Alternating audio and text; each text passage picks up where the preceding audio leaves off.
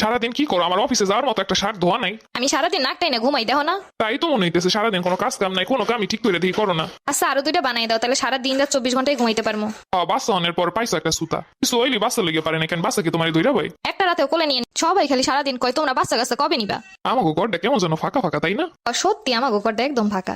আমাকে এখন একটা বাবু দরকার। কি যে আমি এখন বাবু কেমনে সামলামো? আরে আমি তো আছি, আমরা দুজন মিলে সামলামো। বিয়ে তো হইলো অনেকদিন, এখন বাচ্চা কাচ্চা নেই। বাচ্চা কাচ্চা সময় মতো না নিলে আর বয়স থাকবো না। এমনিতে বৌমা আসার পর হইতে মোটা ওইটাই আছে। আর আমরা তো আসি বাচ্চা কাচ্চা মানুষ করানোর লেগা। কি হইলো? দরজা খুলতে কতক্ষণ লাগে? বাচ্চা ঘুমাই গেছে, রাই খাসতে টাইম তো লাগবেই। আমি যখন আই তখন সব বাচ্চার অজুহাত। আমারে কইতাছো কেন? ঘরে তো আরো মানুষ আছে, কেন আমি সারা কি অন্য কেউ খুলে দিতে পারে না?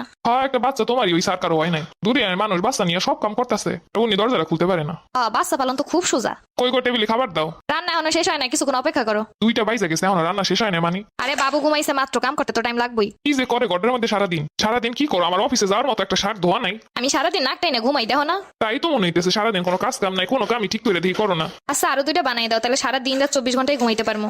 বাচ্চা অনের পর পাইছো একটা সুতা, কিছু হইলি বাচ্চা লেগে পারে না কেন? বাচ্চা কি তোমার ধৈরা ভাই? একটা রাতেও কোলে নিয়ে হাসছো কোনোদিন? কোনোদিন একটু সুসু পরিষ্কার করাইছো? বাচ্চা কান্না করলো কেন, ওর কি দরকার, কি সমস্যা হইতেছে, কোনোদিন এগুলো বুঝছো? বাচ্চার পেটে অসুখ হইলো কেন, বাচ্চার জ্বর আসলো কেন, বাচ্চার পেটে ব্যথা কেন করতেছে, এগুলো কোনোদিন ফিল করছো? এগুলোর দায়িত্ব কখনো নিছো? বাচ্চা সারা রাত জায়গা থাকে, আর আমি সারা রাত কোলে নিয়ে হাঁটি। কখনো ঘুম থেকে উঠে একবার তাকায়াও দেখছো যে বাচ্চাটার বাচ্চার মা কি করতেছে সারা রাত?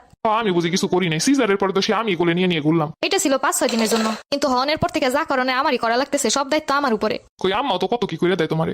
সে আমারে সাহায্য করে দেয় ঠিকই, কিন্তু আমার দায়িত্ব, আমার শরীরের ক্লান্তি, সারাদিনের কাজ, সে আমারে সবকিছু আগাই দিলেও রান্নাটা তো আমারই করণ লাগে, বাচ্চার কাপড় চোপড় তো আমারই ধোয়া লাগে, সারা দিন রাত বাচ্চা তো আমার কোলেই থাকে। তুমি ঘুমাও চিন্তা করি সকালবেলা অফিসে যাইতে হবে, শুধু শুধু মানুষটাকে কষ্ট না দেই। তোমার আম্মা বয়স্ক মানুষ, তাকে যদি আমি রাত জাগায় রাখি 2 দিন পরে সেই অসুস্থ হয়ে যাবে, সেই চিন্তা করে তাকেও আমি কখনো রাত জাগতে দেই না। আর সেই তোমরাই বলো আমি বসে থাকি, সারাদিন নাকি ঘুমাই। এটা মা হওয়ার পরে যে কত দায়িত্ব সেটা তুমি কি বুঝবা? বাচ্চা সামলিয়ে সারা ঘরের যতটুকু সম্ভব সব কাজই করি, তাও তোমাদের মন ভরে না। আমিও তো একটা মানুষ, আমারও তো একটা শরীর। বাচ্চা পেটে আসা থেকে 9টা মাস কষ্ট করে আসছি, হওয়ার পর থেকে সব দায়িত্ব কষ্ট কর্তব্য সবকিছুই পালন করতেছি, তাও আঘাত দিয়ে কথা বলবা, খোটা মেরে কথা বলবা। বাচ্চা যখন নেওয়ার কথা বলছিলা তখন তো ঠিকই বলছিলা সবাই মিলে বড় করবা, কই এখন তো কাউকে খুঁজে পাই না। ঠিকই তো টাইম মতো আমার এটা কই ওটা কই, টাইম মতো খাবার হয়নি কেন, লেট কেন হয়েছে, কত কথা।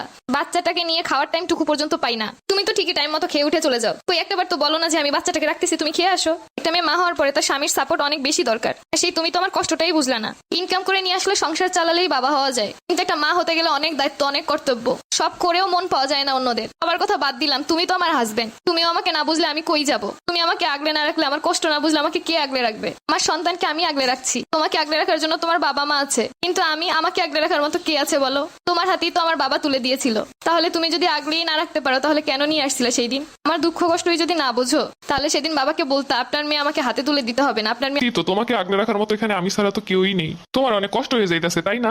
ততটা কষ্ট হইতো না যদি তুমি আমাকে একটু বুঝতা। সব থেকে বেশি কষ্ট লাগে কথার আঘাতে। সব আঘাত ভুলে যাওয়া যায় কিন্তু কথার আঘাত ভোলা যায় না। একটা বাচ্চা হওয়ার পরে মানসিক শারীরিক কত পরিবর্তন হয় একজন মায়ের, আর তখন হাজবেন্ড পাশে না থাকলে মেয়েরা সত্যিই অসহায় হয়ে যায়।